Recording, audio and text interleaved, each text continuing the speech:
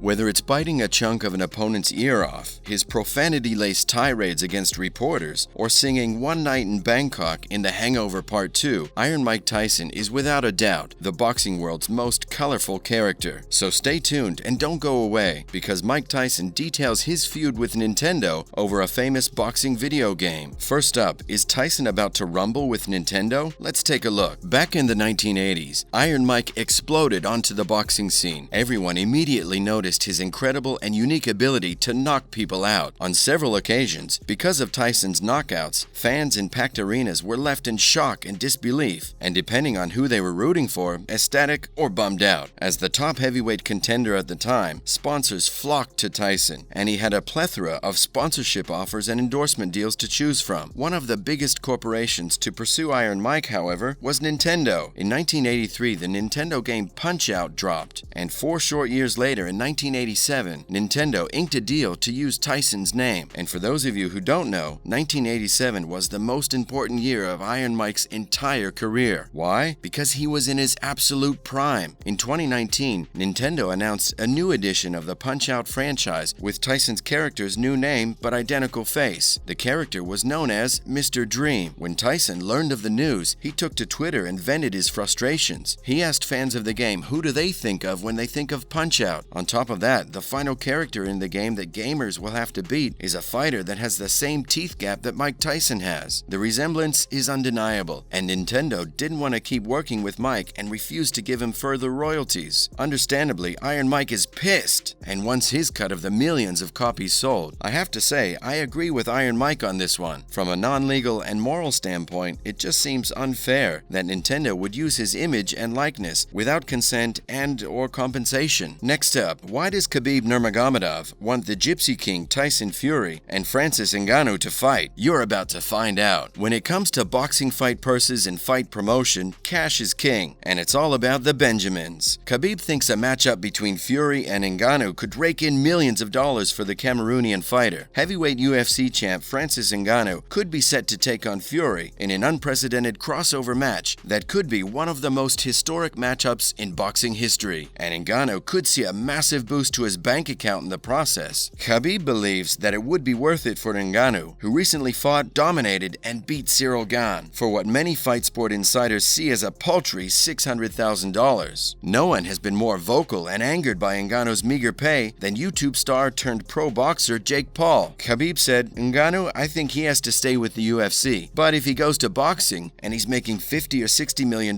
he has to. Why not? I know Ngannou comes from a very, very poor life in Africa. He was with no money, no home, nothing. So, if someone pays you more money, then you go and take it. If you want to make history, become the greatest heavyweight of all time, then you have to stay in the UFC. If you sign a deal like a 5-fight deal or a 10-fight deal or a 6-fight deal, you have to complete your contract. I'm a religious guy, so if you have a deal, you have to follow through with it. Fury is the best right now. I don't know, I think Fury is on a different level in boxing. If they fight in the MMA, of course, Ngannou has a chance now. We can see from his last fight. If they fight in the UFC, yeah, Fury doesn't have too many chances. But in boxing, I don't see anyone even touching his face. Maybe Alexander Usyk. Usyk is going to be a tough challenge for Fury. Fury earned $30 million from his last fight against Deontay Wilder. Stay tuned and don't go away, because we're bringing you the latest boxing news. At the end of the video, we'll reveal which pro boxer just rejected a $100 million deal. Next up, why does Mexican boxer Canelo Alvarez want to fight at the Azteca Stadium? Let's take a look. Mexican boxer Canelo Alvarez wants to fight at the Azteca Stadium in Mexico City because it's the same historic venue that legendary boxer Julio Cesar Chavez made history and cemented himself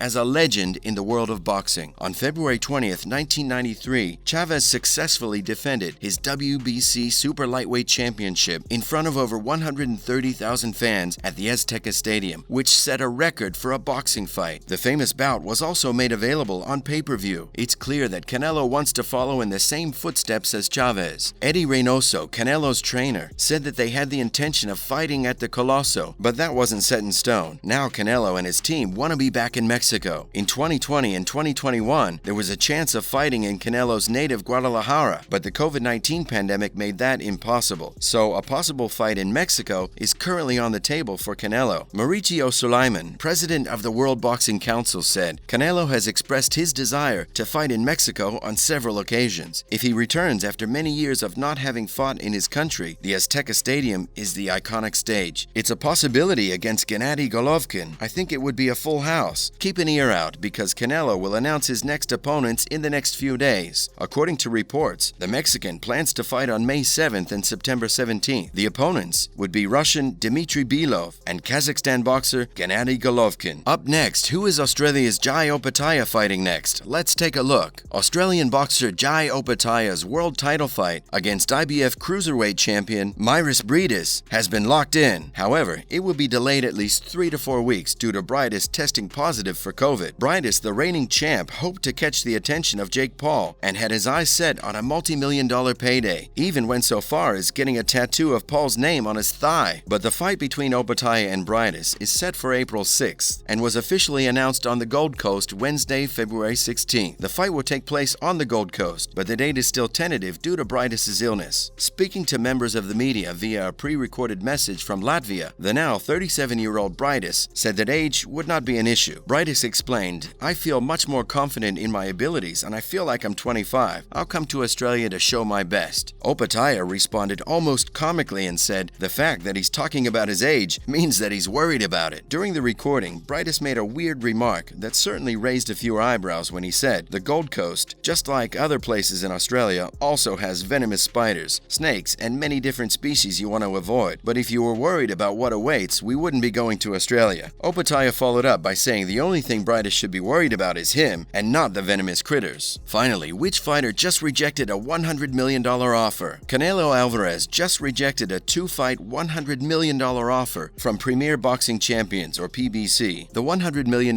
deal would have seen Canelo face off against Jermall Charlo on May 7th and David Benavidez on September 17th, but it's clear that those aren't the fights that Canelo is after. Canelo is currently working closely with Matchroom and DAZN for his 2-fight deal and wants to battle with Dmitry Bivol and Gennady Golovkin. What's surprising though is that the Matchroom deal is believed to be $20 million less than the $100 million that PBC is offering for Canelo to face Charlo and Benavidez in 2022. Sources reveal that Matchroom's deal is reported to be in the mid-$80 million range. So why would Canelo want to take a pay cut? Because if Canelo fights against Bivol and the 40-year-old Golovkin, he stands a much better chance of winning both fights. Apparently, the risk of losses isn't worth the extra $20 million. For Canelo to be turning down a sweeter offer could also mean that he'll get pay-per-view benefits. And some say it suggests that there are doubts in Canelo's own mind as to whether or not he can actually get through the Charlo and Benavidez fights without taking a loss or two. Initially, the offer that PBC had made to Canelo was a 1-fight deal in which he would face Jermall Charlo for $45 million. But then the PBC changed the deal and added a second fight with the addition of David Benavidez. One thing's for certain though, fans are dying to see Canelo fight. Hopefully he gets his wish and makes it to the Azteca Stadium venue. Do you think Canelo made the right call by seeking out a less risky deal? Well, that's a wrap for today's video. Thanks for watching.